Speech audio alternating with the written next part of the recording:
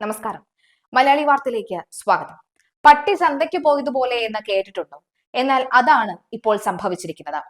മന്ത്രിമാർ പോരാ, മുഖ്യമന്ത്രി നേരിട്ട് വന്ന് പറയണം. ഇതാണ് ഗവർണറെ കാണാനെത്തിയ മന്ത്രിമാരോട് പറഞ്ഞിരിക്കുന്നത്. ഡിജിറ്റൽ സാങ്കേതിക സർവകലാശാലകളിലെ VC നിയമനവുമായി ബന്ധപ്പെട്ട് ഗവർണർ രാജേന്ദ്ര വിശ്വനാഥ് ആർലേക്കറെ കാണാൻ മന്ത്രിമാർ ലോക് ഭവനിൽ എത്തിയപ്പോൾ മടക്കി തിരിച്ചയച്ചു. മന്ത്രിമാരായ ആർ ബിന്ദുവും പി രാജീവുമാണ് ലോക് ഭവനിലേക്ക് എത്തിയത്. നാളെ വിഷയം സുപ്രീം കോടതി പരിഗണിക്കാനിരിക്കെയാണ് മന്ത്രിമാർ ഗവർണറുമായി കൂടിക്കാഴ്ച നടത്തുന്നത്. വിഷയത്തിൽ ഗവർണറും മുഖ്യമന്ത്രി പിണറായി വിജയനും തമ്മിൽ അന്വയത്തിലെത്തിയെങ്കിൽ VCമാരെ കോടതി തീരുമാനിക്കുമെന്ന് സുപ്രീം കോടതി നേരത്തെ വ്യക്തമാക്കിയിട്ടുണ്ട്.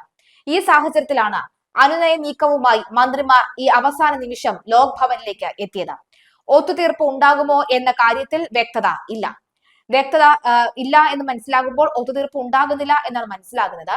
അതായത് മുഖ്യമന്ത്രിയോട് വീണ്ടും ഇക്കാര്യത്തിൽ നിങ്ങളുടെ ഗവർണറുടെ ഭാഗത്ത് അല്ലെങ്കിൽ ഗവൺമെന്റിന്റെ ഭാഗത്ത് നിന്ന് മറ്റേതെങ്കിലും മാറ്റമുണ്ടോ എന്ന് നിങ്ങൾ മുഖ്യമന്ത്രിയെ വിളിച്ച് ചോദിക്കൂ എന്ന് പറഞ്ഞപ്പോൾ അങ്ങനെ വിളിച്ച് ചോദിക്കേണ്ട ഒരു ആവശ്യം ഇവിടെ ഇല്ല. മുഖ്യമന്ത്രിയുമായി ചർച്ച നടത്തിയതിന്റെ അടിസ്ഥാനത്തിലാണ് ഞങ്ങൾ ഇവിടെ എത്തിയിരിക്കുന്നത്.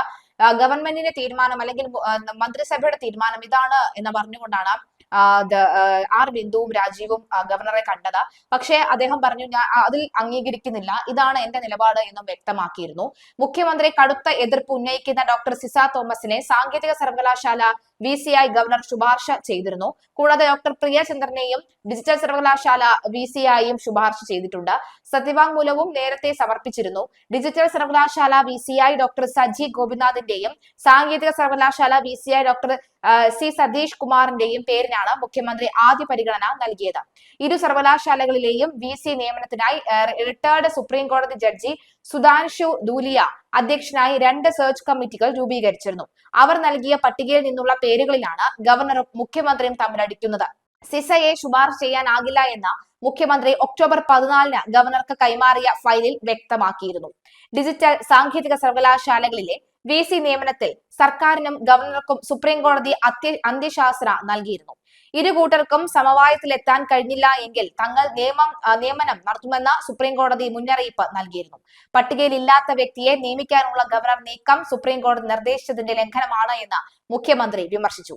ഡിജിറ്റൽ സാങ്കേതിക സർവകലാശാലകൾ സർക്കാർ നൽകിയ മുൻഗണനാ പട്ടികയിൽ നിന്ന് നിയമനം നടത്താൻ ആകില്ല എന്നാണ് ഗവർണർ സുപ്രീം കോടതിയെ അറിയിച്ചിരിക്കുന്നത്.